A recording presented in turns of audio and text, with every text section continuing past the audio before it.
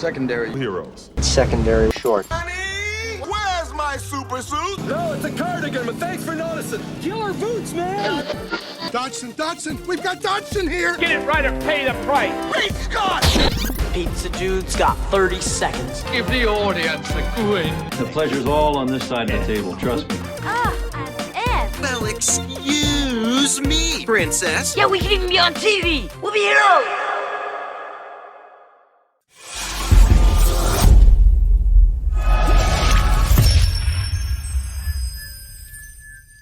Hello, everybody, and welcome to a brand new show on the Secondary Heroes Network called Secondary Cruise Lines.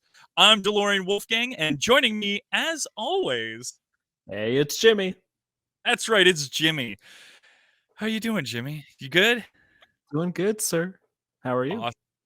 Oh, dude, I am fantastic. I'm glad that we're finally able to, jump into a medium where we can actually tell some of our stories and kind of go over what we did on cruise ships. Like, it feels like a lifetime ago, but at the same time, the stories that we have, forever live in our brain, and it's going to be so much fun sharing these.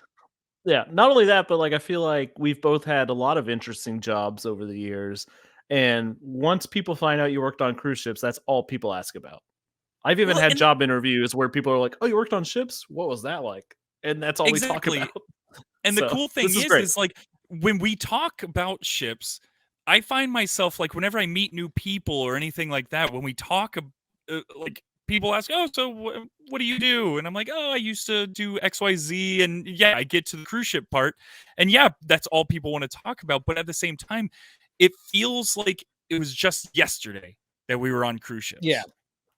Feels like it was very recent, and it was definitely not. I mean, for myself, I think it's been over 10 years. It was, I last signed off a ship in 2009. So okay. I might have been a little bit, wow. Oh my goodness. No, I would have been a little after that because you started college after that. You went to... Yeah. 2010, I started in the spring. But 2009, end of 2009 is when I finally called it quits and hung up the old life jacket, as they don't say. Ever. Only I say that. But that's the crazy part, is the fact that we still look at cruise ships as if it was just yesterday. That's the cool part about all of this. And yeah. And we really do want to just kind of share our stories. And we know enough other cruise people that we want them to share their stories as well.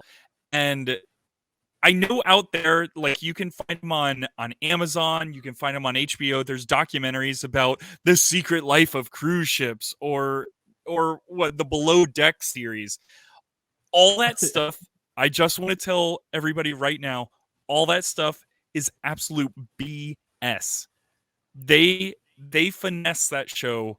All those documentaries and everything like that, they finesse it so much to make it look real glamorous. Granted, yes, there is some amazing parts about living on ships, but there is a lot that I guess they just don't want to share. It's an up and down industry when you're living on that thing. That's for sure. Did you know there was also, real quick, I just thought of this, but there was an Undercover Boss episode that took place on our first cruise ship together. You were there when they filmed that one? I was on that ship when they filmed it. That's cool. Yeah. So it's pretty neat that it's such a small industry and it's such a small world when you get into these ships that everybody talks to everybody. When people say that you turn into a family, you kind of do. Not in the corporate sense, what these cruise ships want you to think, where they're like, "Hey, everybody, we're family on here." Yeah. No. You guys are the head honchos who yell at us and tell us what to do. We down here on deck 1 through 4 are family. It's not even just cruise line specific too. Between cruise lines, you have family, right? Even if you work for Norwegian, someone on Holland America or something. That was Absolutely. One thing I really liked about that industry was there's thousands of crew members on every single ship, but it doesn't feel like that. And the funny thing that you said right there was that there's thousands of crew members on different ships. That's the cool thing. You've got thousands of crew members from all around the world. So you're making friends with people from all over. And so let's just instead of going into that a little bit more, which we will dive into that a lot more. Jimmy and I actually started on ships that were based out of Hawaii. It's probably best we don't mention the companies, but but we were based out of Hawaii. And actually, Jimmy, you were on ships before I joined. So what was your start? How did you even find out about working on cruise ships? So for me, actually, it was like a two-parter. My mom has always been a travel agent, and she's always loved cruises. And I never really thought there'd be a job on there for me because after I left high school, I was like, I want to work in recording studios and that sort of thing. And I never thought about ships or tourism or hospitality even as like an industry where that would be a thing, just thought I'd be a recording studio rat. And I went to an audio engineering school in Canada because I'm dual citizen. And when I was there, a guy who graduated the year before me came and gave us like a little guest lecture. And he was working for a cruise line at the time. And just the way he talked about it, I was like, that actually sounds really fun, And the whole time I thought at that school that I was going to work in studios. And I found running theaters doing like the live atmosphere was way more fun for me. And it was actually a blessing that I was like, let me take this chance on ships because I realized I actually like this better. It was because of that guy. And actually he gave me my Miami Shoreside guy's email. And I was like, okay, I'll send my resume. I sent it. And 2 days later, I got a call. And the first thing he said was, do you want to go to Hawaii? And I was like, yeah, dude. So Miami, that was another cool part about working on the ships is all of our bosses were all in Miami anyways. So we kind of got away with a lot of stuff on the ships. Yeah, that's true. I mean, for the most part, like we had like a supervisor, bunny ears supervisor. But for the most part, our like main boss was in Miami. And I loved my boss from Miami. Yeah, and actually on the ship itself, I mean, we each had like a direct supervisor, but you were in charge of your department. I was in charge of my department. So we still had some leeway, which was nice. Well, and I'll give my little background too. So I went to school for film and video production at Full Sail University in Orlando, and I went to school with someone else who worked on the cruise ship. I actually saw him. I went over to his place one time and he was editing a demo reel to get onto cruise ships. And I was like, oh, wow, I never even thought about cruise ships. That's pretty cool. And then I never thought about it again. And so after I graduated from college, I went to Daytona Beach and became an absolute beach bum. I remember you were living in a shed or something. Oh my god, dude! Just surfing.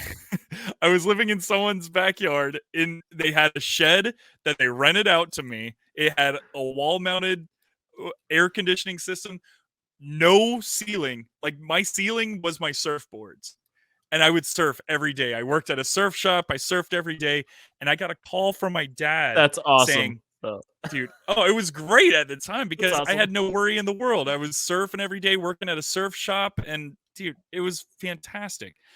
But I got a call from my dad, and he's like, I didn't just pay X amount of dollars for you to go to college and become a beach bum and do nothing with your life.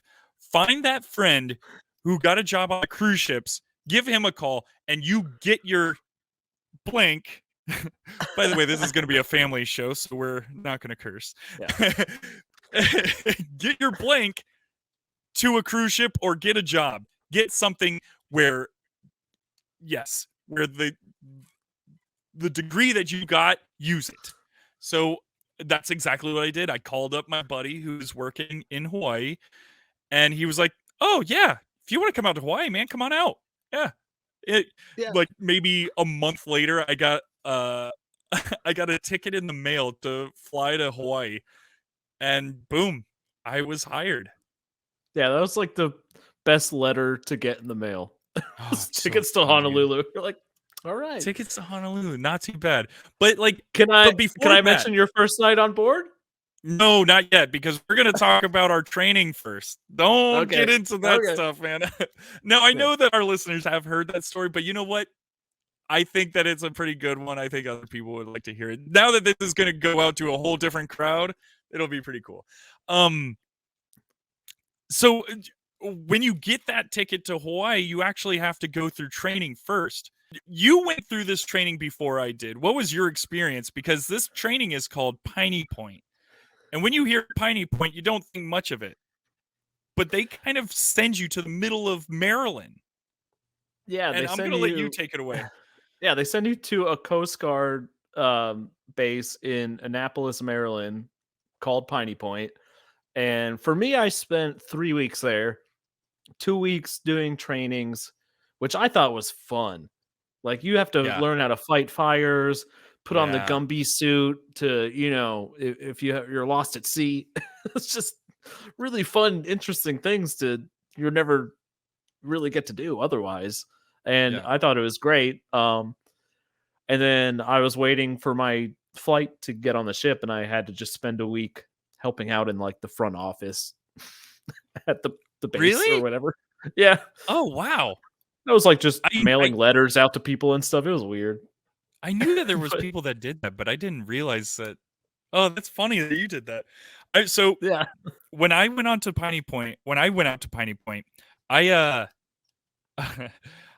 I had no idea what I was doing there because I was doing video work. I'm like, yeah, I did my basic training where it was doing the firefighting and stuff, which was a ton of fun. I loved doing that. But then it came to a point where it was like, okay, I'm pretty much sitting around twiddling my thumbs. Yeah, you're just they waiting. didn't have anything for me. Yeah, they And had then- they had bartenders training, and then you would have breakfast where like the waiters, like the cooks would cook and the waiters That would be their serve you, training. and that's Yeah. their training. But we had no training. Honestly, I started out as a lounge tech, which was I Mhm. was an audio guy for all the lounges, everything but the theater on the ship. And nobody knew what that was. Even the people in charge at Piney Point were like, "We don't know what a lounge tech is." And I'm like, "Well, I do." But everybody would always ask me, "What's a lounge tech?" And I'm like, "I just run sound for everything but the theater." And they're like, "Oh, that's a job?" And I'm like, "Yeah." But for the most part, this Piney Point was pretty cool. It is in the middle of nowhere. You're actually not allowed to leave campus at all. Yeah. It was pretty much like they were trying to simulate you're on a cruise ship. You can't leave the cruise ship. So you can literally go to the bar, the restaurant, or your room. Yep. And I know that you went during wintertime. I also went during wintertime. Yeah, so you And didn't it even was want to too go cold to- outside. Yeah, there was no way you want to go outside So and cold. brave the Maryland cold. No way, dude. Yeah. I was a surfer from Florida. You think I'm gonna brave the cold? I don't think so. Yeah, not fun. And it just made you feel like I remember after we graduated, they would let you once a week take a shuttle to Target. What? You got to do Yeah. that? Oh, that's kind of cool. But you could only I go don't think there. I ever did that. I will say a few crew members would pretend they were walking into Target, turn around and walk to Chili's and go get drunk.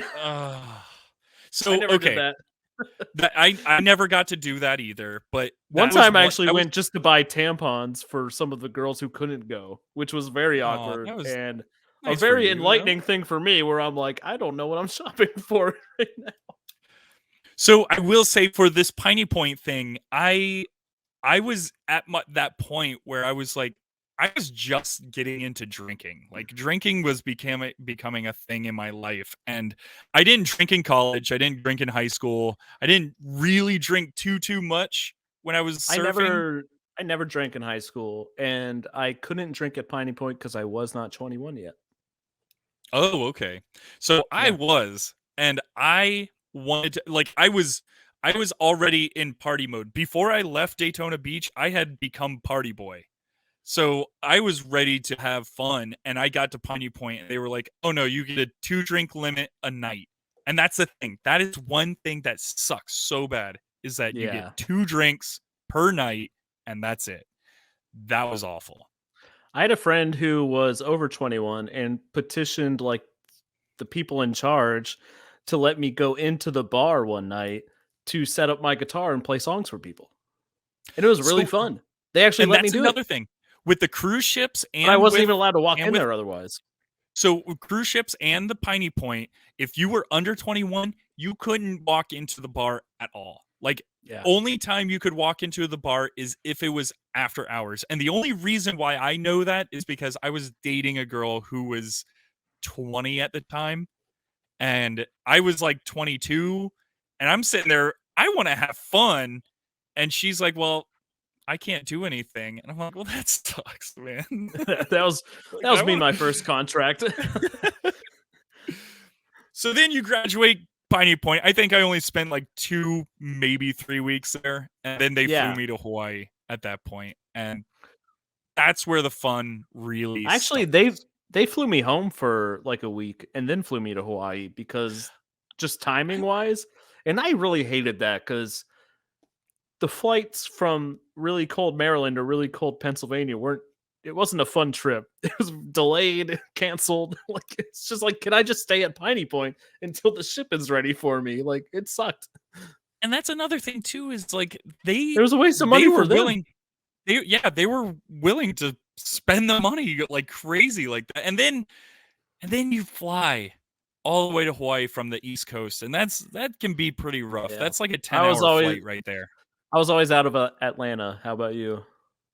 Every I think I time, always hit flew to Atlanta Dallas. to Honolulu. It was 12 hours straight. Oh man, rough. Rough. Yeah.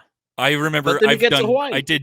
I did Denver a couple times. I'm pretty sure I did Dallas a couple times. I hit LA like maybe one time.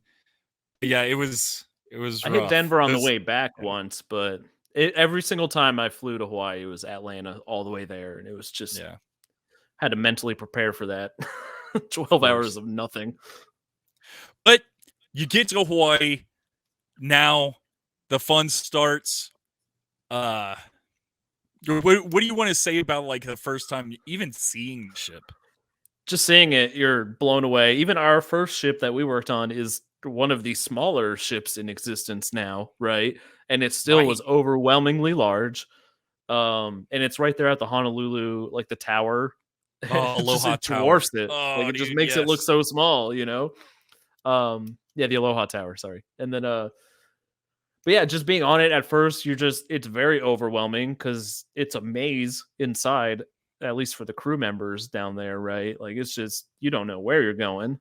And then having to find personnel and then trying to find the linen store and all these things. And then you have to go straight to work after it. You're working day one. Like, I remember the stack of paperwork that you Oh, have yeah. to sign. You And- have to and sign going- so much paperwork. And so then you have to much. find out, you have to go find your own linens. You have to go find your own uniform. You have to run around the ship to so many different departments before You literally have to actually find your start. boss. You literally have to walk around and find your boss and be like, what should I be doing right now? Right. And then also you have to do all your safety trainings, which is very overwhelming. So Oh, you're like, the you're safety learning, you're training a new job, but you're also training to learn the safety duties for the ship and the layout of the ship because you need to have your emergency exits and all this. It's a lot. Like, it really was overwhelming, especially the very first time. Maybe after the 5th contract, you're used to it, but that first contract, it was like, wow, what am I getting myself into? Oh, for sure. And there are a lot of people who lose their minds. I mean, I heard stories of guys who would just sit up in their bed. Like, okay, so when you get into your room, yeah, I'll get to that story. When you get to your room, you learn how many roommates you have. Yeah, And you don't know sometimes until then. you can have up to like sometimes 3 roommates, which you're sharing bunk beds, or you could be like Jimmy and I, where we only had 1 roommate, but still it was still some- like very some- awkward. Some of those ships, though, I will say, like, you had some of the technicians, which was our jobs, right? Like, you had 6 people to a cabin on some of those, which And is you know what? a lot. I never had Yeah. to do that myself because by that point I had been promoted, but Right. yeah, having 2 to 3 roommates even is hard. Having 5 is just like, Unbelievable. Well, and then back to the story. I heard stories of people where they start losing their minds living like that and living in a cabin fever in a way, and they'll just sit up all night long and just rock in bed. Like, they're not letting the waves rock them, they're rocking themselves, man, and it's creepy as ever, because Yeah. you know what kind of time bomb is going off in their own head or what they're planning on doing. I know with some of the ships that we've been on, there's been man overboards, we've had fires on ships, there's all kinds of super dangerous stuff that happens, where that's where really your safety training comes in, and you kind of learn how to kind of handle that type of situation, which was really cool. I mean, I'm glad that I had that training under my belt. So some of the best training for me was just the training of like crowd management, or even just managing your own emotions in an emergency. Not so much how to deal with a fire, right? Like how to put out a fire, that's one thing, but like just how to emotionally deal with it. I found that training very helpful. Absolutely, because you don't know what could happen on a ship, and some of those things you said are crazy, and we both know we've seen crazier.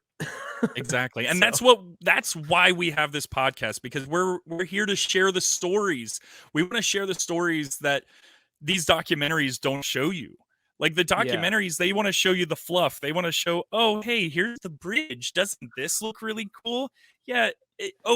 And I will say, the one documentary that I did watch, they did go into like the laundry department and the galley and stuff like that. And you got to see these guys like hard at work. But hard at work. They're not telling you that those hard. guys are working. Yeah, they're not telling you that those guys are working 12 hours a day. They don't get time to get off the ship at all, and they don't have time to even really sleep. They go back to their cabin, and I mean, that's where it's like pulling a double shift instead of a triple shift is a good day for these people, which is just crazy to think about, you know? Like you're working, and if it's a sea day, you're working like 16 to 18 hours straight. Yeah. Oh my God, sea days. Woo. Woo, those were rough. Not fun. The worst.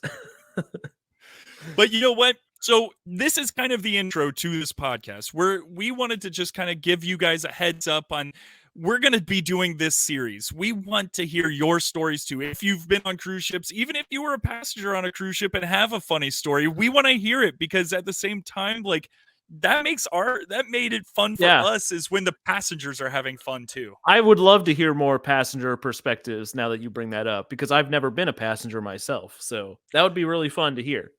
I've been both. I've been an employee and a passenger. And on one ship, I tried pulling off being an employee as a passenger, which I got in a lot of trouble for. But that is for another time, people. I did that for one of our mutual friends once. I gave her a fake name tag, and she hung out in the crew bar all night with us. Oh, $2 beers, man. It was fantastic. Yeah. Or actually, no, they were cheaper than that. They were $1. Every beer was $1. Beer. That's why we used to drink a lot of Fosters in the crew bar, because they had the big cans and they were still $1, even though they were just not good beer. But anyways, so the stories will be coming out more. We just wanted to kind of give you guys an intro to everything like this. I hope you've enjoyed this so far. There is going to be a lot more to come. And again, if you want to leave us a voicemail, check us out over on crossthestreamsmedia.com. Go there. That's where you can actually find our podcast and leave us a voicemail and share your story. Yeah, even if you don't have cruise stories, please ask us any questions too. Questions, yeah. Any questions would love about our experiences would be cool. Because we're looking to be more real and more candid about all this stuff. Because, like I said, with these documentaries, they show you the fluff. We want to be more real with you. We want to tell you guys, like, hey, this may be something that you want to watch out for, or hey, this is something that you can get excited about. Yeah, it's not all doom and gloom. There's a lot of fun stories, and we could also talk about destinations that are fun, you know, cruise itineraries that you should keep an eye on, cruise itineraries that are maybe not the most fun. Not the most fun. And we'll get into being on dry dock. We'll get into sailing through hurricanes. We'll get into crew parties. We'll get into crew relationships. We'll get into all kinds of stories. I'm actually super excited about this series that we're starting, and I hope you guys at home or in your car or wherever you're listening are excited to hear some cruise stories as well. So Yeah. this has been Secondary Cruise Lines. Adios, y'all. Later, gang.